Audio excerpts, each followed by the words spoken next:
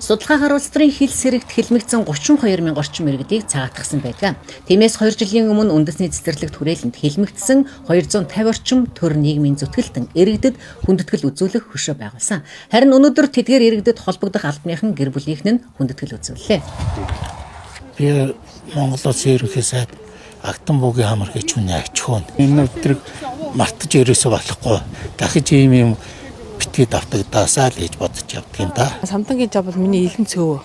42 настайд 1933 онд баривчилсан дорн ташаа дарга байсан. Өдрийн мэдээг 70-аад оны үед манай өвөө Цэдэнгийн байхгүй энэ жав юу самдангийн жав өвөд цагаатглаа гэж танаа хүүг танаа эцэг цагаатгсан гэд тийм цагаатгсан юм бэл. Зүйл социалист бүгдийн холбоотой Орос улсад хуучин нэрээр нь аваачиж зөвлөлтийн шүүхээр оруулан хэлмэгзүүлсэн, хорьсон, буудаа алсан юм хүмүүсийн гэгэн дурсгал зориулсан. Нийт 249 хүний нэр бүхий юм гэрэл самбарт жил болгоны 9-р сарын 9-ний өдөр бид хүндэтгэл үзүүлж яхаар ингэж товлон энэ жил 3 дахь жилээ хүндэтгэлийг үзүүлж байна. Улс төрийн хэлмэгдүүлэлтэнд өртсөн иргэдийн ар гэрийн дэнд үеэр хүндэтгэл үзүүлж хөшөөнд цэцэг өргөсөн юм.